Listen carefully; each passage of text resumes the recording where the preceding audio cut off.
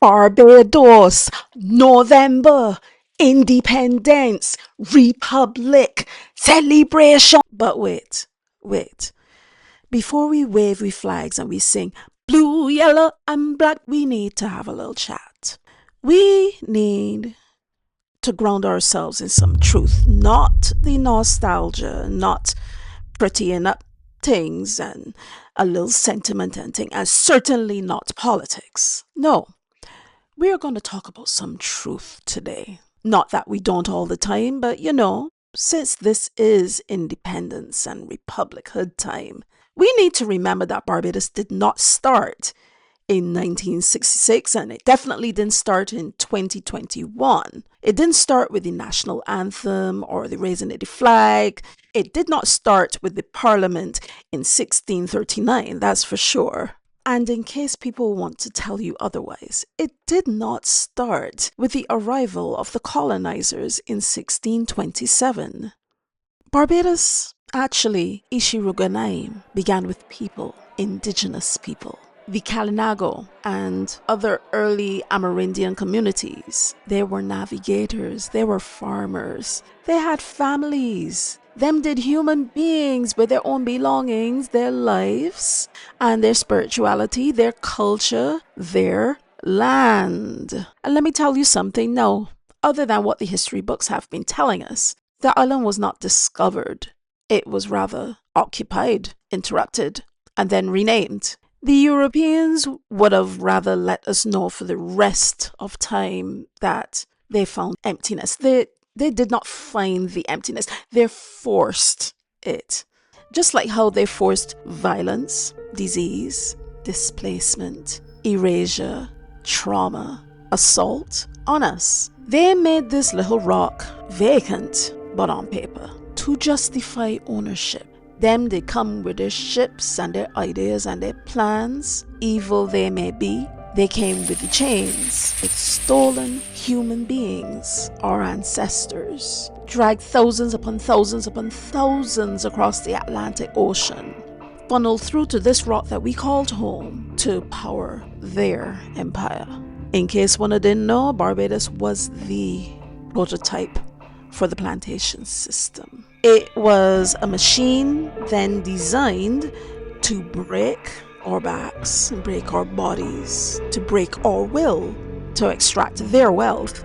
And the soil that you walk upon every day, it was watered with blood, sweat, tears, bones. The Barbados Slave Code of 1661 was formalized cruelty as law.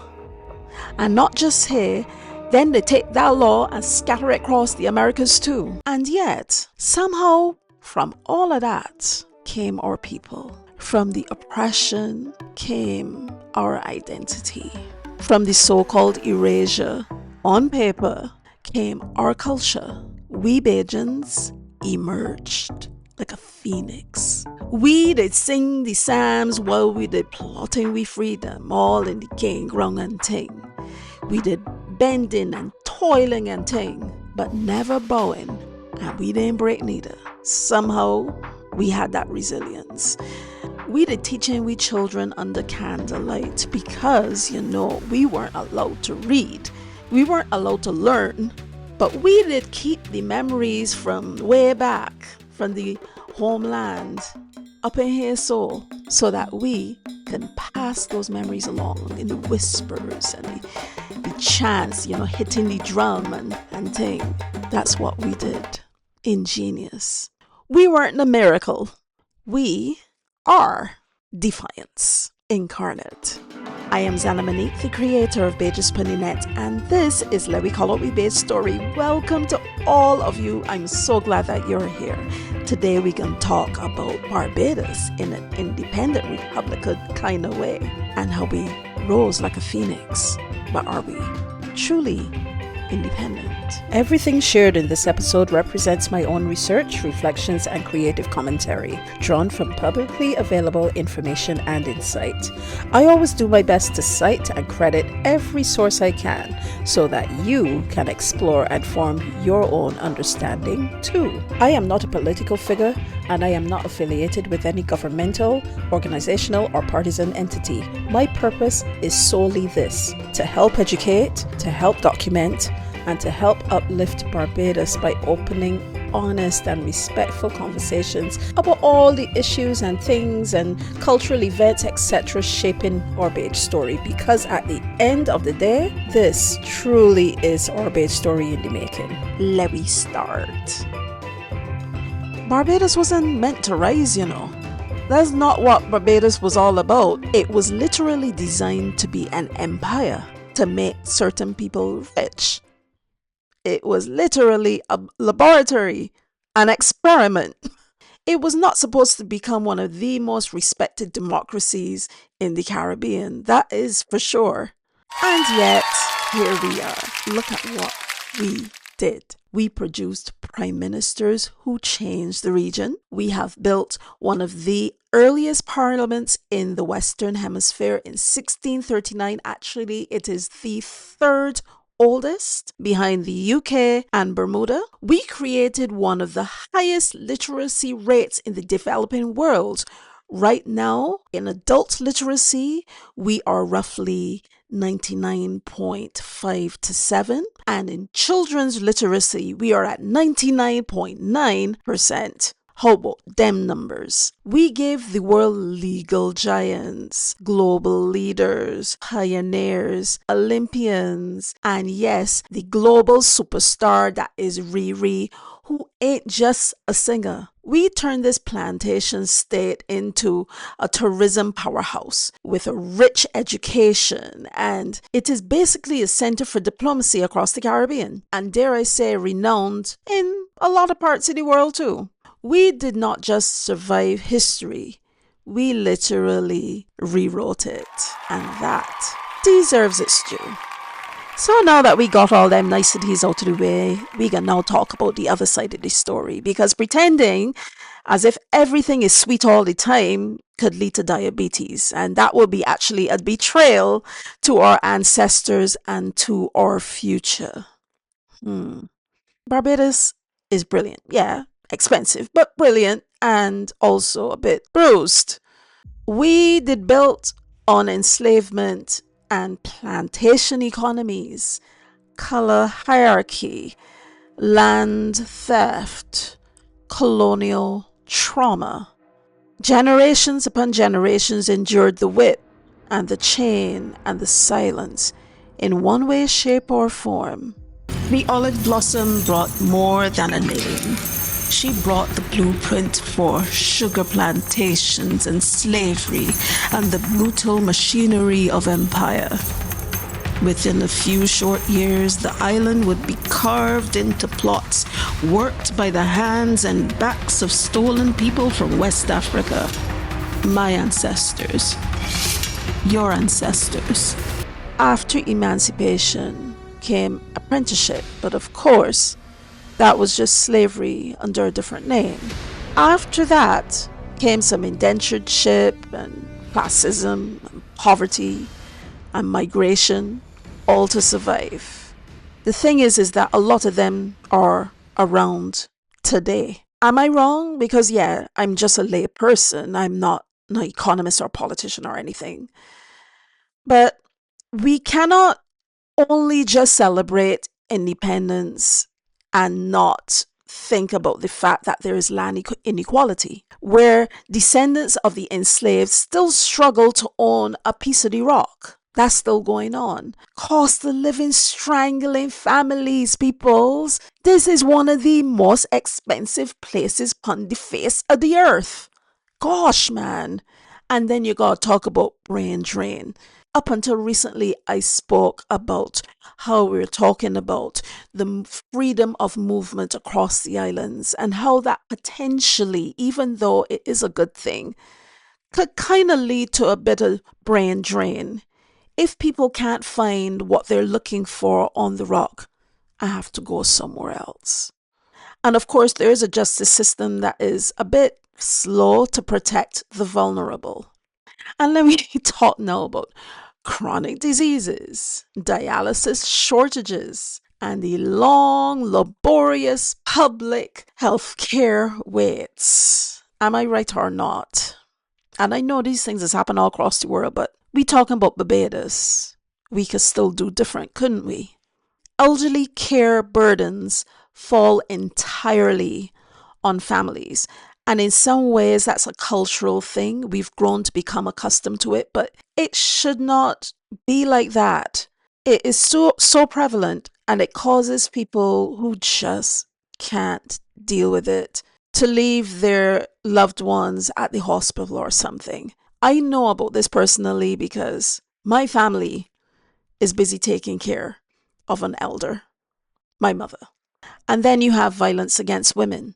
And with the violence against women, a lot of times nothing is said because, again, that is in our culture from every long time since. And again, I know that personally. I too have gone through that. And then there's the mental health stigma. And yes, I do know that we have been working on a mental health act, but I haven't been hearing much about that recently. And with that comes the poor access to proper support. Then there's youth unemployment and hopelessness. And of course, that leads to carelessness and drugs and crime and all the other things that happen as a result of youth not knowing where to turn. And that is a bit of mental health situation as well. And I know you will have your thoughts. Place them in the comment section. Be respectful. And of course, political stagnation and the over concentration of power. And that is a bit complicated because meanwhile, while you have some people that will be really good at taking care of their constituencies or their goals or their responsibilities, there are others who may not be. You may have some people who may feel as if they're entitled to whatever, when in fact they are civil servants and they're supposed to be taking care of us. So we can dance in Kadooment and walk up and everything. Fine. A good with that. Every year we can do that. But if we then refuse to deal with our other issues, like all of these things, we can be celebrating on shaky ground. That's just my thought. But hey, I want to ask you, and dare I say anyone of influence that is listening to this, if you may be listening, some grown-up questions like, do you think that Barbados has truly freed itself economically? Or do you think we are still beholden to our former powers and global institutions? I have an answer for that. Maybe I'll get into that in a minute. Because we like to talk about independence, but food import bills are still massive. Tourism is still fragile. I mean, we are basically only focused on tourism, even though I know we are shifting a little bit towards climate change and things of that nature, but still, external debt is still heavy. And yeah, I know, again, even though we're talking about the debt to climate swap that I talked about last episode, it's still dead and it's still a lot. Foreign investors actually hold the keys to land and development. And still we measure our success based on outside influence. What is wrong with us being us? And even more so, the Caribbean being the Caribbean. We are so dependent on those on the outside. Dare I say, those who were our colonizers, we are still beholden to them. And this is how I answer these questions. Again, just as a layperson. But yeah, I think that we haven't truly freed ourselves. We've just refashioned how things were in the past. When I sit and think about all the plans, the well-meaning plans, all the ways that we are trying to exist in this world, all the things that all our leaders that represent us say, and all the meetings they go to and all of that. All well and good, understandable. But it still comes back to us having to depend on bigger outside powers who were all colonizers in order to survive. Isn't there any other way? I don't know, but I just want to give these questions. Or is it that we don't have another way of lifting ourselves up? Thinking about independence, that without economic self-determination is just play acting. Because again, we are not completely independent. And being a republic without national self-respect in its totality, I feel at the moment is just like decoration. It is just saying, okay, we aren't bowing to the king anymore, but I don't know. It still feels as like, what are we doing really? I think true independence requires these things that I'm about to bring up. And let's stop and think about Hurricane Melissa that just blew through and pummeled Jamaica, for instance, and all the other Caribbean islands that it hit. Take that into consideration when I tell you these things that I think independence requires: food security, strong regional unity, diversified economy, investment in our people. Now, I am not saying that we don't do any of these things. I'm not saying that there's no investment into our people or that there is not strong unity in some way, shape, or form. But still, at the end of the day, Barbados is a tourist country. If anything happened to put a really big dent in that, dare I say, we will be SCREWED. And then we import a lot as well. We import a lot of food. I think we should be depending more on our agriculture. Same thing though, if anything happened, we will be SCREWED again. I don't know. Listen, you subscribe yet? What you waiting, pun? If you like this and you're listening, go and subscribe so you can see more. All right then. Let me just change the tune for a minute before somebody come for me. And let's just celebrate some of the things that we have done. There are a lot of people in Barbados who have done so many good things, not only for the island, but for the world at large. Both people who are seen and unseen. But let me talk about a few. We have produced leaders like Errol Barrow, the architect of modern Barbados, Dame Nita Barrow, his sister, who is the global health champion, Grantley Adams, who was the Federation leader, and of course we have our present Prime Minister, the Honourable Mia Amor-Motley, who is all about climate and global diplomacy. We ended up giving the world Sir Garfield Sobers, cricketing icon. And then there's Shirley Chisholm. She is of Bajan heritage, and she was the first black woman in US Congress. And of course, as I mentioned earlier, Rihanna. She ain't only just about the singing, but she is literally a global humanitarian. By the way, did you know that she quietly offered a whole lot of aid to Jamaica recently?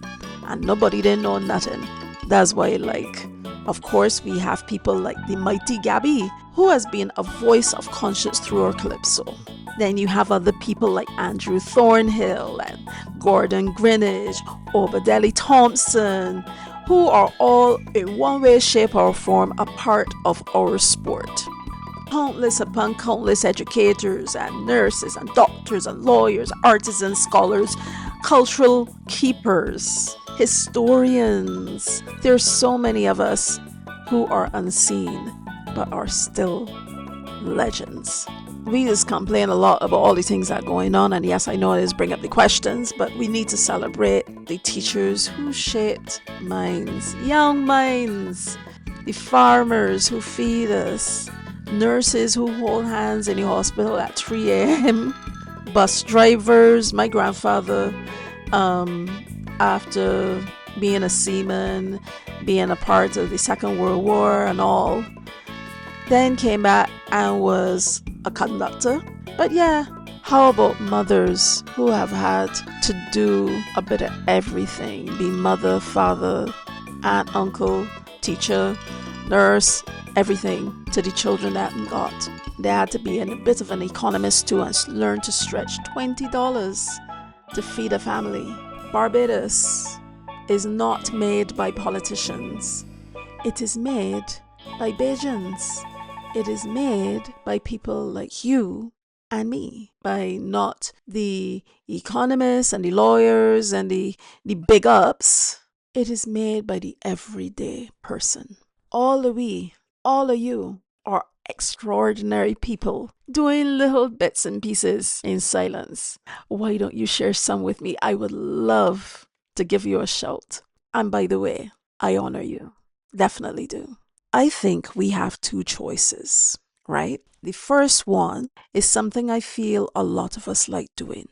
We could romanticize the past and then end up stagnating. Because, yeah, that's what we can do if we do that.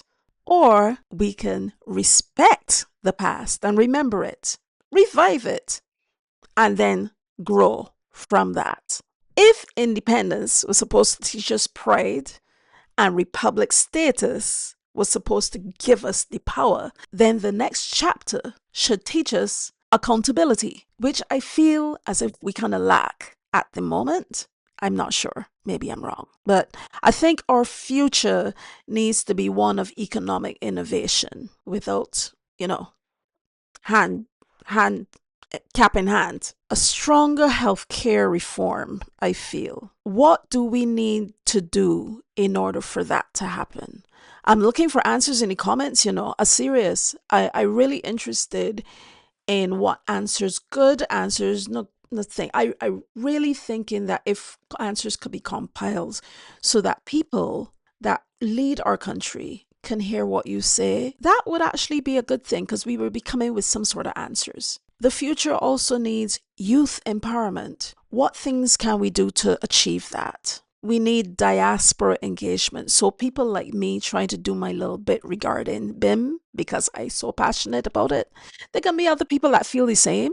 There may be other people out there that do like me. And there may be other people that don't, but in some way, shape, or form, still want to feel as if they're still a part of the little rock and that they could be free to go back and forth without it being so backbreaking because of costs. Then there are regional partnerships. Yes, we may have that to a point, but how do we strengthen that?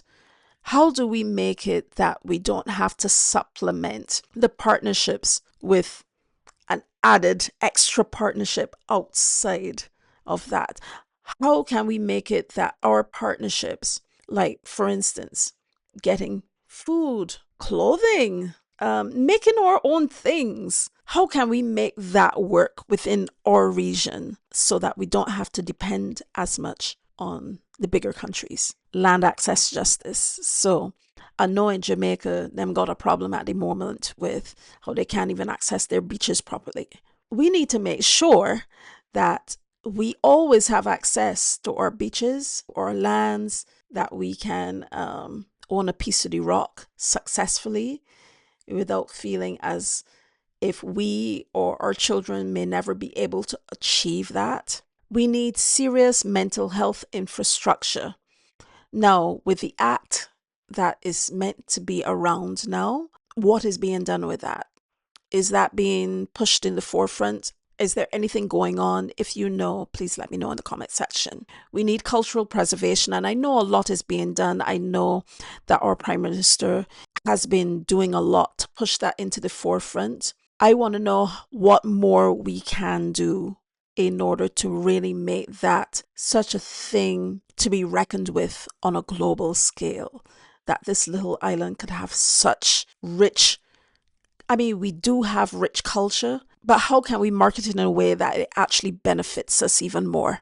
We need a return to community and ancestry. I feel as if as people get older, that is going. Younger people are not as interested because they feel as if nothing is really coming back to them. They don't feel as if they have the support. I have children who are adults, and in some ways, they don't even want to be in Barbados. And we need to do something to get our youth more excited about Barbados again. I think that's the direction we need to be headed in if we want to develop our sense of community again and make it better, and encourage people to look at their ancestry. We need to find a way, possibly, to be a hub when it comes to doing research or genealogy, for instance. That would definitely encourage our people to learn more about our personal history and that of Barbados. Lastly, but definitely not least important,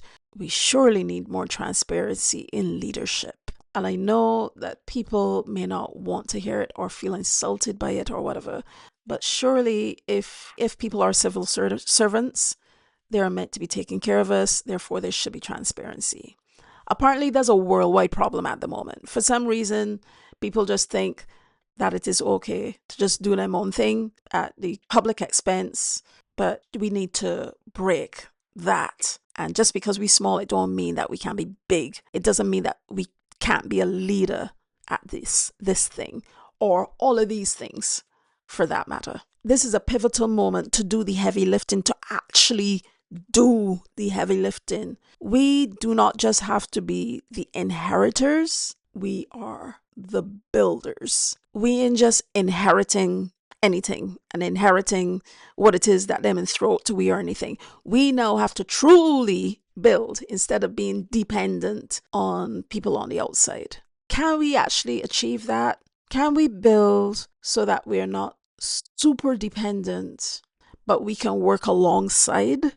Is that possible? You know what? Regardless, Barbados, I love you. Like what RPB? Bim. I love you. Bim. I am proud of you. You are small, but yet mighty. You went through a lot. All of us have gone through a lot in our history, but yet we are not broken. And we're still going through a lot too, but we will rise. We just have to work at it. We have to believe in ourselves, I think. We are some proud people. We're too proud sometimes. But I think if we're willing to just sit back for a little bit, we're still learning too, We will forever be learning, and that's a good place to be at. It is so cool that we have led the Caribbean in so many ways, and we still do up to this day, especially with the move that we made to become a republic, to stand up against our colonizer and say, okay, no more. We ain't doing this no more. We are a nation that is crafted by our ancestors. We need to not forget them. They refused to break. And that is why we are here today. Our culture is actually rooted in dignity and in rhythm, in scripture, in memory, and in grit. So we need to hang tight to that. Go back and do some research and learn about what makes our culture. Let's not forget where we came from. I think that on November 31st, when we really pay homage to our flag, we need to remember that we need to keep our standards high too. When they start dropping and things, we need to raise them up again. We need to keep correcting our course, healing our wounds, and investing in our young people and not criticizing them all the time. I know there's do all sorts of foolishness when they're ready, but in the end, they are the future.